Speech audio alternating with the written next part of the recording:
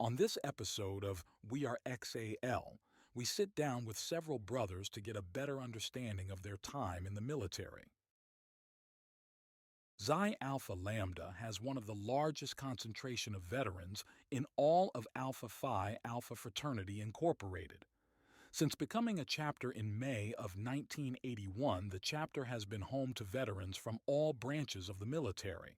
While some have completely transitioned into civilian life, many brothers still actively serve in some capacity. I am Charles Hawkins. I crossed in 1969 at Kappa Chapter, the Ohio State University. I was in the United States Army and I retired as a lieutenant colonel. My name is Brother Gerald Gladney.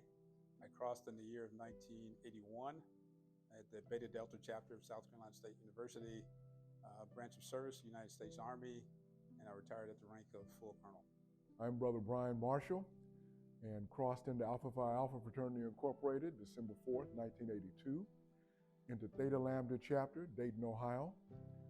Air Force was my branch of service, and I'm a retired colonel serving in our U.S. Air Force. I am Byron Bagby. I crossed in the fall of 2018, Xi Alpha Lambda chapter. I served for 33 years in the United States Army. I'm a retired Major General. So my name is Terrell Benz. I'm a fall 18 cross for the chapter of Xi Alpha Lambda. I'm a United States Army veteran, and I'm a Chief Warrant Officer 4. What was the biggest lesson you learned during your military career? The biggest lesson I learned since I've been in the military is to be humble. You know, one of the things we always told is that, it's the people that's the most important part of any organization. The same holds true in the United States Army. So no matter what I've gone through, I always realize that statement to be true. So the most important thing I learned is treat people well and be humble. I've learned a number of lessons in my military career, and I would say the one that is first and foremost is humility. A leader has got to be humble, because ultimately when the sun goes down, it's not about you. It's about the legacy you leave for other people behind you, and that the helping others and ultimately just being a good leader. But the biggest lesson I have learned is humility, how to be humble. And I've carried that with me for the remainder of even after I left active duty. The value of teamwork and ethical leadership, they go together. I was blessed to be a member of several tremendous teams and blessed to lead several teams and organizations and groups of organizations. I would say the biggest lesson I learned throughout my military career, all of 29 years, would be leadership. The importance of being a leader, but at the same time being a humble leader, being a servant leader, being someone who can lead an organization and take them to the next level, but at the same time understand the people within that organization and understand what makes them tick and what motivates them to strive for mission accomplishment. Who made the biggest impression on you and why? The person that made the biggest impact on me in my military career was early on in the process as a second lieutenant. It was my platoon sergeant named Ernesto Cobado, Sergeant First Class, one each from the Philippines. He was very much a hothead, very much a straightforward leader. You got what you saw in him, no punches at all. But he also taught me the importance of being a leader, being a firm leader, being decisive, and being someone that your troops can look up to. At the time when it's time to make the mission happen and to execute, then you have that respect of your organization so you can move things forward. The person that made the biggest impression on me was, once again, my father. He taught me honor, loyalty, and respect. Those characteristics followed me throughout my entire military service. The person that made the biggest impact on my military career is my first platoon sergeant, a guy named Sergeant First Class Williams. He was a stellar non-commissioned officer. He was a leader. I came in the Army in 1996, and during that time, our senior NCOs were still like father figures. So our First Class Williams made a big impact on my life. He set the standards of what he expected from a soldier, and it was those standards that I took with me through the duration of my career. Here I am 26 years later. Identify one person.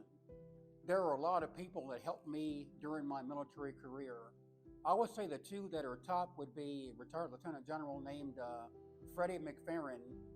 I worked for him from the early 80s and a couple of times in the 90s, and we've stayed in contact over that 4-decade period.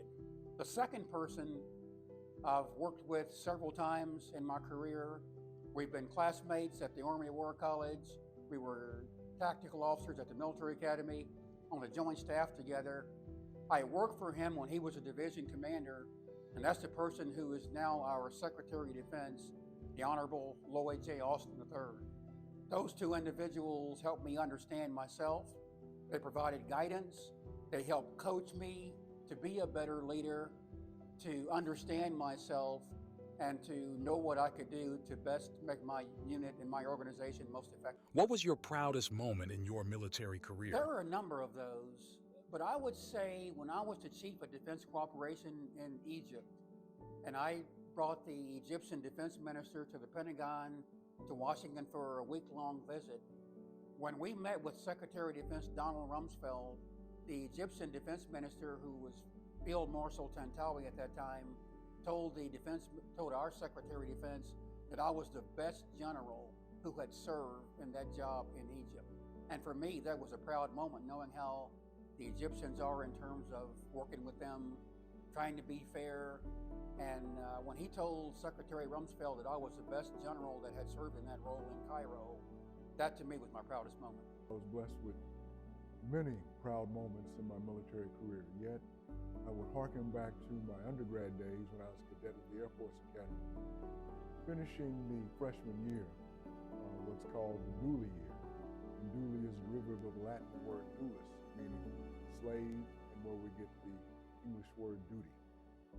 Finishing that year, that freshman year, there was a summer program, 3 weeks in length, survival, evasion, resistance, and escape. And it was essentially prisoner of war type training, simulated training. And with that, after a particularly difficult and challenging night, we were awakened just before the sun had come up in Colorado. The sun shone so brightly over the American flag. I'm sure it was planned that way to have us face the flag. We were told, order arms, and that means salute. And so we're saluting, and the bright shining sun shining across the American flag, that was most powerful.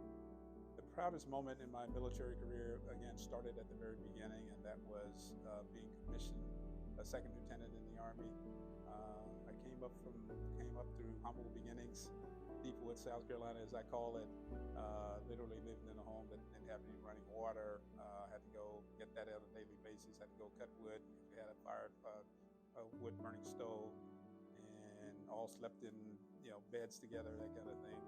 And that taught me a level of humility, but it also taught me the importance of striving for excellence.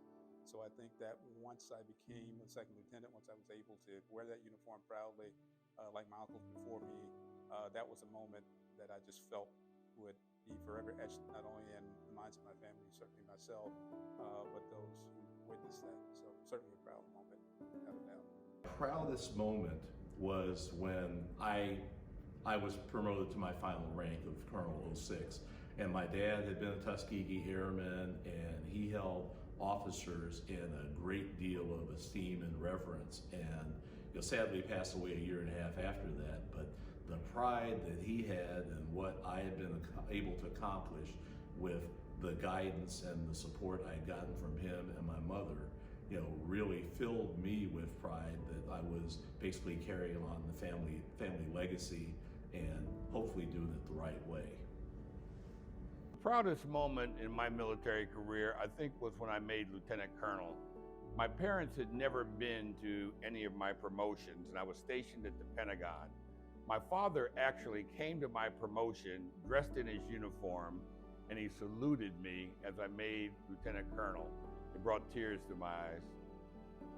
When the question's posed about what I would have done had I not gone in the military, that one's really difficult because my family has been serving in the military, and specifically the Air Force, continuously since 1941. Between my dad, my brother, myself, my wife, and my nephew who still serves. So when I think about it, it's funny, I was in ROTC, I never interviewed for a job until 26 years later when I retired, and it was just a very comfortable fit, because the thing that was probably most valuable about my military career was it was a true meritocracy, that I was really judged by, as Dr. King said, the content of my character and what I produce. There's always politics everywhere, but we had processes and systems that people had to adhere by, and as a result, those that really performed were actually rewarded. So,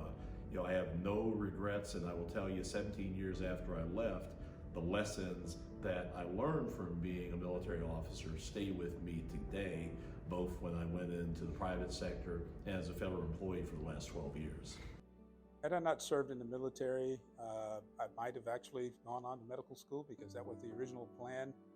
Not that the military stopped me per se, but there was an obligation to be paid back, as I was a scholarship cadet, and I understood that I had the 6 years payback, so I went after doing that. Little did I know, once I entered active duty, it wouldn't be a whole lot of time to take an opportunity to try to do medical school. But I think if the military was not an option for me, I think I would have focused more on making it to medical school. When I was in college, I majored in economics and minored in mathematics. And had I not gone to serve a military career, 33 years in duration, I probably would have been an accountant, probably a CPA, the chief financial officer for a mid-level company.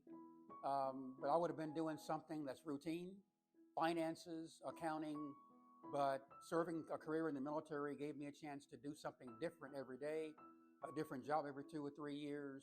And I'm glad I went that route, and for me it was a privilege. Had I not joined the military, I have no clue where I would be, because I will be honest, at that time I didn't have an idea of what I wanted out of life. I knew that the military would give me a good structure, good training, paycheck, stability, and security while I was trying to figure it out. And after several years, I figured out the military is what I was going to do professionally for the majority of my career. If I had not served in the military, I still would have been taught and lived a godly and ethical life. Yet that leadership would not have been as honed as I'm blessed to have it be honed. Leadership in all areas of life, be that home life with my family, be that professionally, be that socially, just the whole focus on leadership kind of been built into my DNA, and that might not have been honed quite as poignantly if I had not served in the military. What was toughest on your family? Toughest on the family? In my case, it was somewhat unique. Essentially, I was a bachelor for the vast majority of my military career, happened to get married later in life, but the point was, all my family and very dear friends, the amount of TDY, or temporary duty, civilians would call it business travel, and then the long hours. I was blessed with a number of assignments that were very high visibility, both within the Air Force, throughout DOD, and in Congress, and blessed with being in leadership roles, and that required a little extra. I'll just put it that way. I would say the unpredictability was most difficult. You could be called out at any time to go somewhere, whether it's Afghanistan, Grenada, go solve a problem in the Pentagon where you had to go in on weekends and work. But I would say the unpredictability of my work rhythm was probably what was the most difficult on the family. They understood, they were supportive, but I would say not knowing if I would be at home for dinner at night or would get called away when they're playing soccer or something like that was, I would say, the most difficult on them. I've got to admit, I was very fortunate and blessed to not move as much in 26 years in the Air Force as a lot of people do. But that can also be, at times, a bit of a curse, because of the fact that my kids weren't really used to moving. When they moved 3 times in 15 years, that they were kids, if you will. And so it was probably more traumatic for them because they had built deeper friendships than I did as a military kid. Another thing that was tough though is that for 2 of the years I was at STRATCOM in Omaha, I was what I referred to as a command babysitter. I was the administrative commander for the 4 stars. If somebody gets in trouble, they go to Major Lieutenant Colonel Evans. And so what happened as a result is I found lots of situations where some of our military members' kids were getting in trouble and their kids were getting in trouble. And so we were a lot tougher on our kids to keep their noses clean because they knew that their dad was going to be judged particularly harshly if they got out of line. Unfortunately, it never disappointed me there. The other thing that was tough on the family though was that we were both on active duty for my first 16 years. My wife took early retirement back in the mid-90s. So keeping ourselves together while raising a family and having some times where my kids were with me because my wife was TDY for an extended period of time was tough because the fact that, my dad's kind of at times, drop the ball on homework, other things that mama takes care of. And so these were all very small sacrifices. In terms of family sacrifices, I was much, much more blessed than a lot of my fellow military members.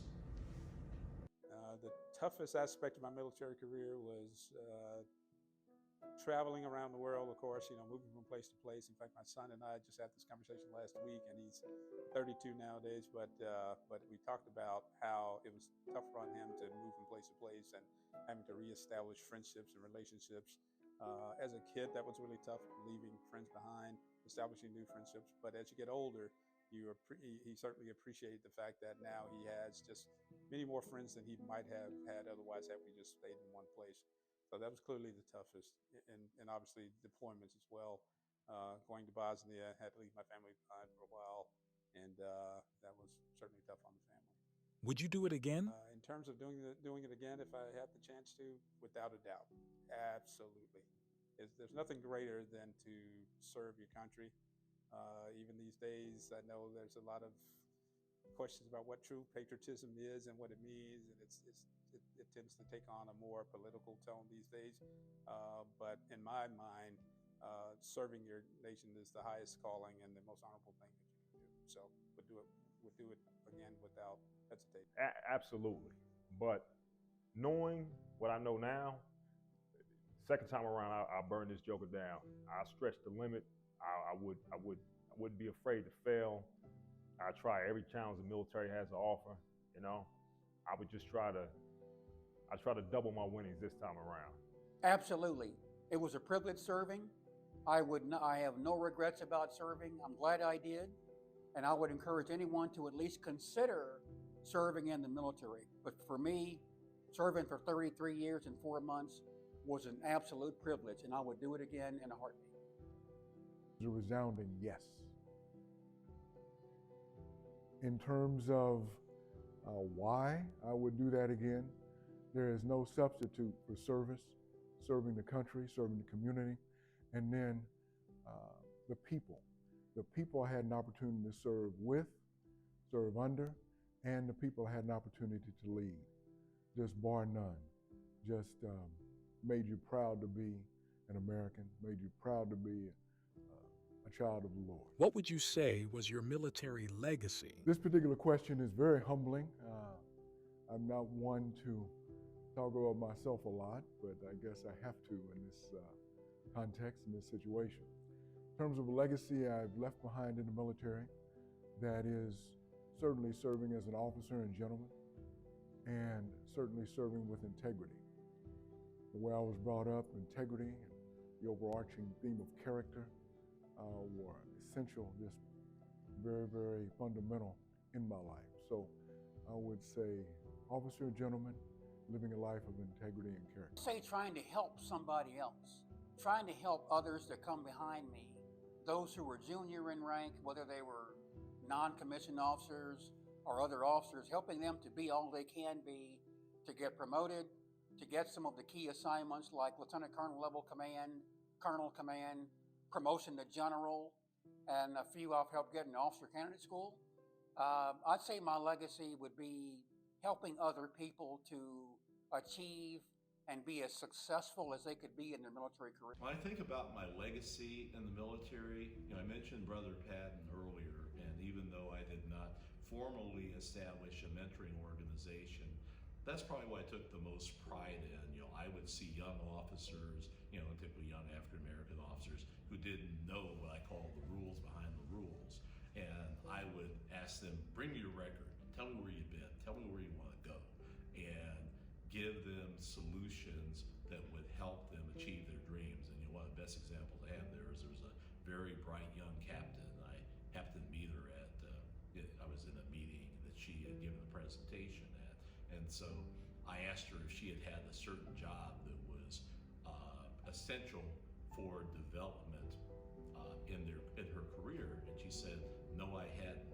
I made a few phone calls, made sure her record made the board, and what was so gratifying was, number one, she went to Korea to do that particular job and completed that tour, being selected as the top person in her career field in the Air Force after being challenged and excelling. And I saw her again about 8 years later, and she was walking around wearing Eagles. And I feel as if the influence I had in caring about those behind me was hopefully played a small role, at least, in putting her on the right track where she could succeed and pay that lesson forward to others. One more thing I will say, in my family, I mentioned the fact I have one family member who remains in the military, and I was proud to participate in his promotion ceremony this spring, where my joke was that I'm no longer the senior member of our family in the military. I got promoted to 1-star general, and I am so proud of the fact that he acknowledged that I was his inspiration,